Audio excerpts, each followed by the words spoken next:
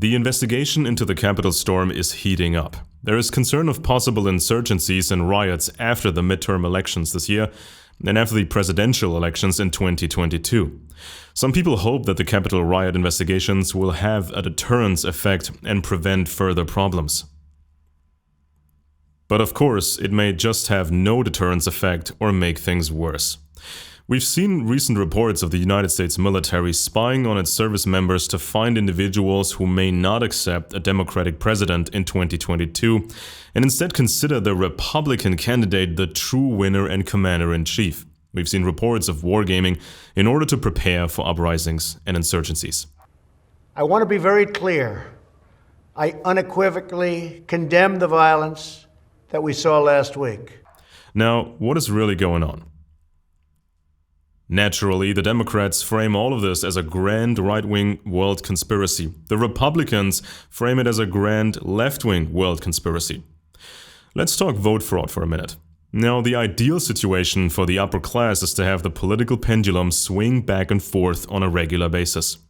The two big parties shouldn't be neck to neck. Otherwise, you may see new political parties emerge, which makes controlling them a hassle. It's not difficult to inject money into the political sphere to maintain this equilibrium. But it's harder to make up for the fact that many older Republican voters are dying each year and young people are growing up on the internet and not in a very traditional way.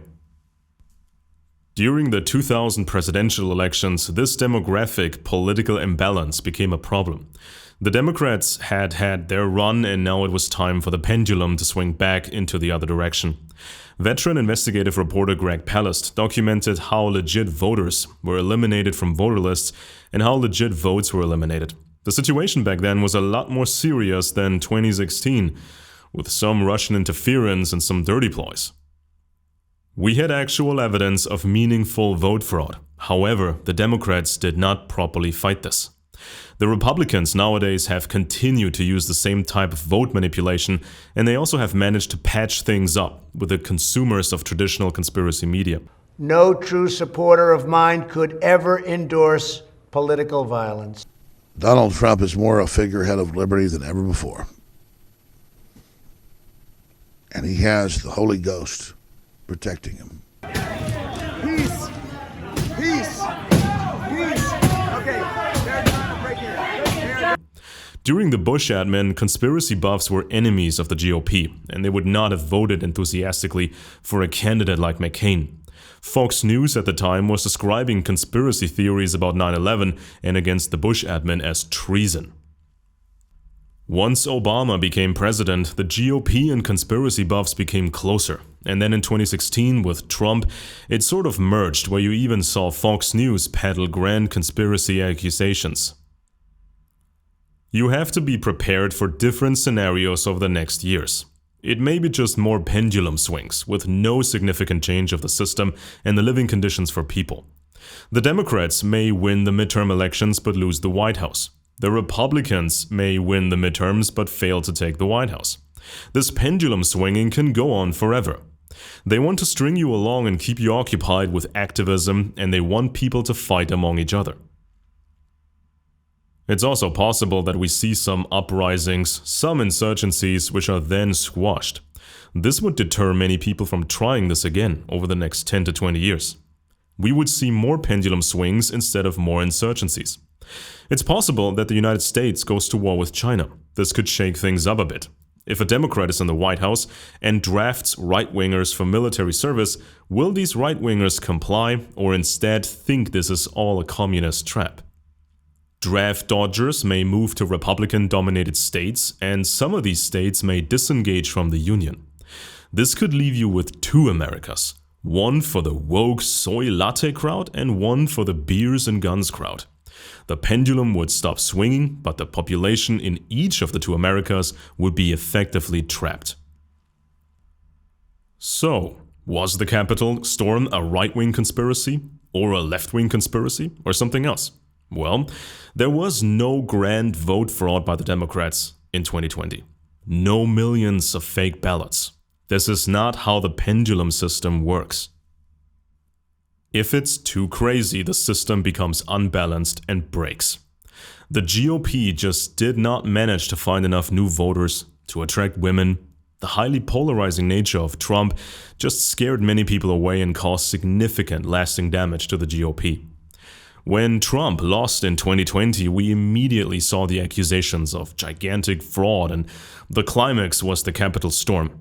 From a classic left-wing perspective, it looks like a right-wing conspiracy to overturn a legitimate election result, a right-wing coup orchestrated by Trump, General Flynn, and these types of players. Not only was Trump to be reinstated as commander-in-chief, there may have been arrests of leading Democrats, show trials, and the establishment of a right-wing dictatorship.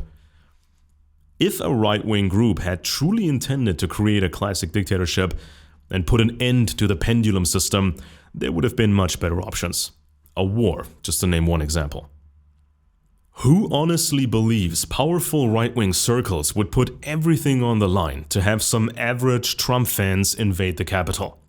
To have strange groups such as the Oath Keepers and Proud Boys make fools of themselves? An actual coup needs a wide array of complicated preparations. Not just some bureaucrats huddled up in the Willard Hotel or making public statements about grand battles to be fought. The average person invading the Capitol expected the cavalry to arrive at some point. They expected the culmination of those great fantasies from QAnon or Flynn. Pence was expected to denounce the election results, but none of that happened. Higher-ranking Republicans under investigation can obviously claim that all of this was simply a publicity stunt that went off the rails a bit. The idea had been to give the impression to the voters that everything has been tried to save America except the full-blown violent coup d'etat. The idea had been to promote the stolen election myth to use it as a jumping board for further elections. Some higher-ranking people under investigation may have been under the impression that the Capitol storm was a lot more than just a PR stunt. Some may have intentionally lied about vote fraud to overturn the election results. We saw Steve Pechennik right after the Capitol storm on the Alex Jones show claiming repeatedly that there was a plan for a military coup and that Jones had been used as a tool for that coup. My pleasure. Let's first tackle the fact that we are now officially in a military coup. What has happened and why I was part of it is because I've had a history of doing soft coups in the United States and what we call hard coups overseas, overthrowing regimes using the military. In this case, we had what we call a hard coup. It was initiated, as I said, a month and a half ago, 2 months ago, by our cyber command using special forces. There were over 400 people from all parts of the intelligence community. I won't go into the names. But in effect now, we are about to arrest Pelosi. We're going to arrest Biden, Hunter Biden, Mitt Romney. You're talking about a whole list of individuals whom I identified on this show for years. When I said Gina Haspel has to go, she went. When I said Barr was a CIA operative, he went. When I told you Pence was not to be believed because he came out of a Democratic Catholic background, became an evangelical Christian, he left. So what's happening now is that we are literally in a military coup. That means, in effect, this country will watch the arrests that will come out of this. We have already arrested, and basically overseas, we have taken out the Pope, whom I've identified for over 30 years as a terrorist, who, when he was director of the Jesuits. And it doesn't look good to me. So I don't want to encourage people. Like you saw the Q guys going to the Capitol with zip ties. They thought they were on a secret mission to arrest people. Alex, quiet down a bit. You've never been in a military coup. You do not understand what that means. You do not understand how quickly we work and how long we've been preparing for this. When I told you months ago that we were involved in this and we were taking over all the elements of the political system because we could not trust the Mitt Romneys, the governors, the senators, the judges, Stan, you were the vehicle through which I could implement, or the system could implement, what they needed to do. It was not through YouTube. It was not through email. You were being used for 20 years as the major way of communicating to the military and the intelligence. What you forgot, Alex, was the first time I ever came on You said there were thousands and thousands of operatives listening to us on 9/11. And when we came on 9/11, less than 2 people in this whole world believed that I was correct about 9/11. You were the vehicle that was initially anointed, say by me, all right? But you were anointed because I took that risk to say this is going to be the major vehicle for where we're going to go in the next 20 or 30 years. So in this process, you have to remember, what is this coup about? This is a coup to pay back the Cheneys for the corruption and cowardness, for the wars that they sent us in Iraq and Afghanistan, to Obama, who sent up the war, including Biden, who specifically sent soldiers there, and we lost 5,000 people. Why would Pichinic admit to this publicly, especially right after the Capitol storm when it was clear that there would be investigations? It's very strange. The right-wing circles and truther media seemingly have agreed upon a narrative about the Capitol riots. It was supposedly an all-out democratic ploy. A peaceful demonstration was subverted by agents and assets to make Republicans look bad. There is a host of suspicious behavior before the riot. Despite clear intelligence that right-wingers wanted violence, assassinate AOC, take Nancy Pelosi hostage and these things, the protection of the Capitol was weak at best. Then there is the issue of possible informants and provocateurs. The lowest level were QAnon cult members on that day. Then you had the more organized and connected groups on the ground, such as the Oath Keepers and the Proud Boys. They have been linked to Alex Jones and Roger Stone, among others. They wanted to appear professional and militaristic, yet they used radio communications on open channels, and a lot or all of these frequencies were monitored and recorded. They left a trove of revealing chat communications. Members have been charged with serious crimes, and some of them are cooperating with the investigations now. The Oath Keeper leader had his phone taken by authorities, which, according to reports, produced a lot of data. He has been talking with investigators against the advice of his lawyer. He himself is a Yale Law School educated man. He of all people should know that it is never advisable to talk to police.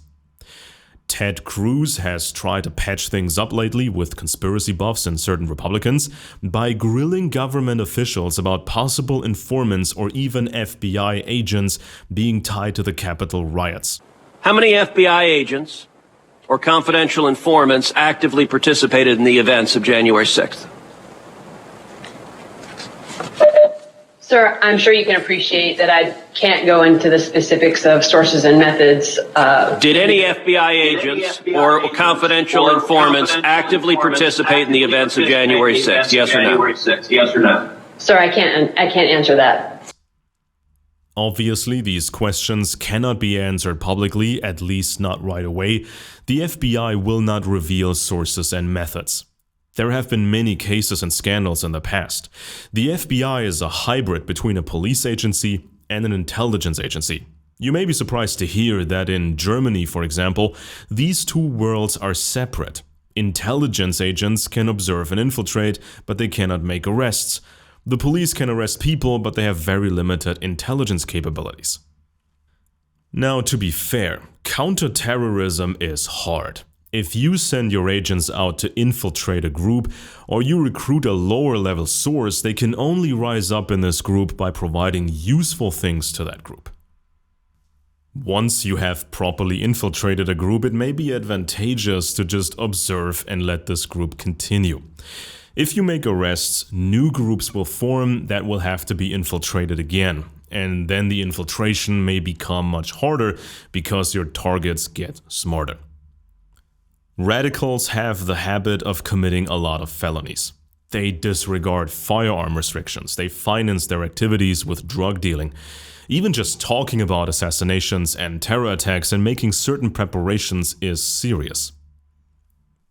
Oftentimes, when a group gets busted, we find out that one or more of the members were confidential informants for the FBI or Homeland Security, or various police departments. Obviously, the group members being charged have the opportunity to downplay their own roles and to exaggerate the work of the informant. We already see the Republicans using this tactic going forward. But at what cost? Exposing FBI sources may give away precious secrets. Not only Democrats are responsible for recruiting right-wing assets. What if some of the FBI provocateurs had been recruited under Republican political leadership? What if it becomes too obvious how much the right-wing sphere has been infiltrated? This may expose and unbalance the pendulum system. The low-level QAnon cult members from the Capitol storm may be thrown under the bus completely. They were supposedly led by FBI assets and traitors to make the Republicans look bad. But mainly these low-level cult members were radicalized by right-wing media and Republicans. If a provocateur on the ground says, "Let's go into the building and take Nancy Pelosi hostage," and you do that, you are not off the hook. You are not legally protected. You have no immunity, no get-out-of-jail-free card. FBI domestic spying has spiraled, and right-wing circles are not very good at distinguishing between friends and foes. Solid ideas and bad ideas. It's legitimate to complain about the overall situation, but complaining is not going to help much. It can be very hard to detect a traitor, a confidential source, or an actual agent. Real agents using a full-blown cover may claim to be estranged from their parents and other family members. They may claim to have a source of income that allows them to travel a lot. But a confidential source could be your longtime friend. They may continue to act as usual. They may be more explicit in their rhetoric. There are many documented cases in many countries throughout many different time spans when domestic spying went out of control. You could barely find any radical group that hasn't been infiltrated. But it's not just about controlling certain people, it's also about controlling people's ideas. We may find out that FBI field officers and state justice departments under Democrat political leadership had recruited people involved in the Capitol riots. But it was not Democrats or the FBI who put these ideas into right-wingers' heads, that the elections were stolen and that the pandemic is supposedly a gigantic fake and a leftist conspiracy. The Capitol riot investigation may end in a draw. The Democrats will get some convictions, but by far not everything they want. The Republicans will take some damage, but will not be crippled by it. The pendulum keeps swinging. And everybody seems to be framing the whole thing according to their political ideological preferences. Things are rarely the way you want them to be. You need to make the pendulum stop swinging. Influencers tell you what you want to hear, that you can save the situation and save America through more of the same old activism. A lot of the traditional American conspiracy ideas go back to the John Birch Society. Industry titans such as Koch Industries financed this as a way to string people along, frame everything bad as a leftist conspiracy, and claim there were good right-wing billionaires and circles that you should trust. Most of today's conspiracy media and even the QAnon cult is based on the Birch Society, even though the organization itself is largely forgotten now and many of today's conspiracy buffs don't even know this background. Even decades ago, the target audience was strung along with fantasies of right-wing uprisings and coups d'etats led by politicians, generals, and intelligence people. Of course, these coups d'etats never happened. They were never meant to happen. Someone connected to the mighty Dupont family once approached the retired General Smedley Butler and asked him to get involved in some grand march on Washington, D.C. in a soft coup. Butler reported this attempt to recruit him, and the media framed him as a silly crank, even though he was a highly decorated man who realized that war was a racket, that most conflicts are just imperialism and a money-making scheme. Why was he approached? Was there really a plan for a coup? Or was the intention to spy on him and to compromise him, to string him along? The Capitol storm might be just the same kind of setup, a giant PR stunt to prevent the actual citizens to think and act for themselves. People never seem to learn from these old traps and mistakes. We will continue to cover the investigations on this channel. Please subscribe, comment, and share. Now, candor is not news media. Candor is not alternative media. Candor is intelligence. Empires have been built through intelligence work which does not care whether or not the information gathered and processed feels pleasing or conforms to ideologies. It is a winning approach. Yet various types of news media have adopted the opposite strategy of telling the audience what it wants to hear. Media has become an opportunistic algorithm in and of itself, a confirmation supply chain machine that sells wishful thinking. Candor does not cater to any government, any political party, any ideology. We need candor. Candor is good.